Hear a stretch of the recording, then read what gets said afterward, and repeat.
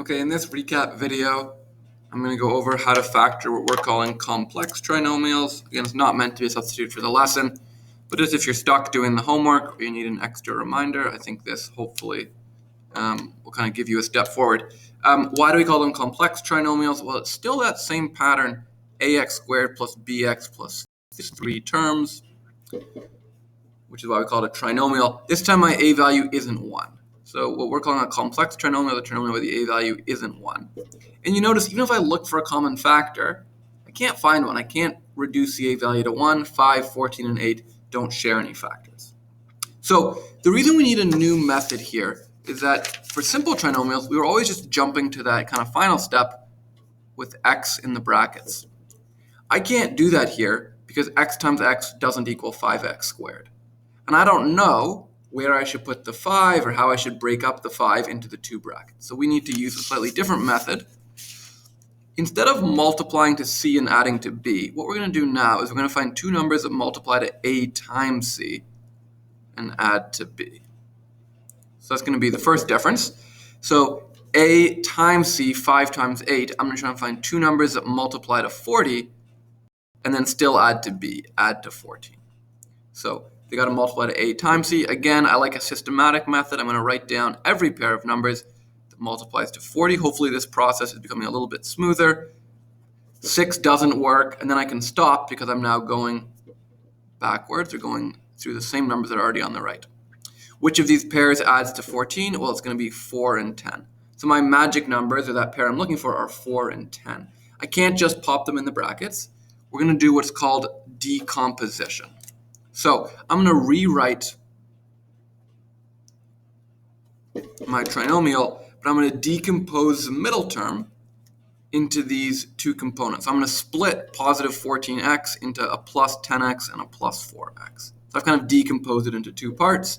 The order won't matter, and I still have a plus 8 at the end. So I've just split up the middle term. Now what I'm going to do is I'm going to try to common factor. Now, as we discussed, I can't find a factor between every term. So I'm just going to look at the first two terms. So we call this grouping. So we call this method decomposition. We've already done that part. And grouping. I'm going to look for what do the first two terms share. Well, 5 and 10 share a 5. X squared and x share an x.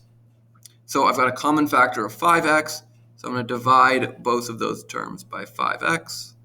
5x squared divided by 5x, I've got 1x left over.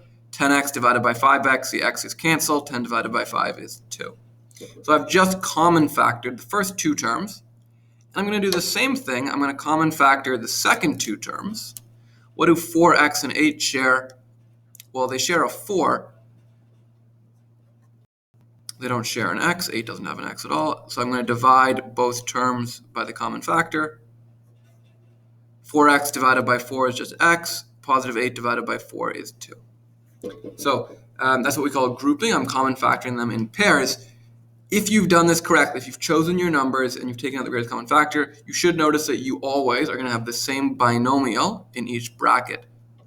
In effect, we have two terms now, and they each share a factor of x plus 2. So I'm going to bring out that common factor of x plus 2, and then leave what's left over in the bracket. So I'm going to divide each term by x plus 2. That's kind of our shared factor now. So x plus 2 divided by x plus 2 cancels out. I'm just left with 5x. And here I'm just left with plus 4. So there's my final answer. I've now factored a complex trinomial. We are always going to have the shared bracket out front and then kind of the leftovers in the second bracket, if that helps you think of it. Okay, let's do another example. Like all of these kind of algebra skills, the more we practice, I think the easier it will become. So we'll go through another one. Again, we're looking for two numbers that multiply to a times c and add to b. So they're adding a 9, that middle term, but they need to multiply to 4 times negative 9, which is negative 36. What multiplies to negative 36? Well, I can think about my pairs again. 1, 36, 2, 18, 3, 12, 4, 9, and 6, 6. They multiply to a negative, so one of the numbers has to be negative in each pair. And it adds to a positive, so the positive number is going to be bigger. It's got to outweigh the negative. So it looks like negative 3 plus 12 is positive 9. Negative 3 times 12 is negative 36. So So I'm still finding my two magic numbers like before.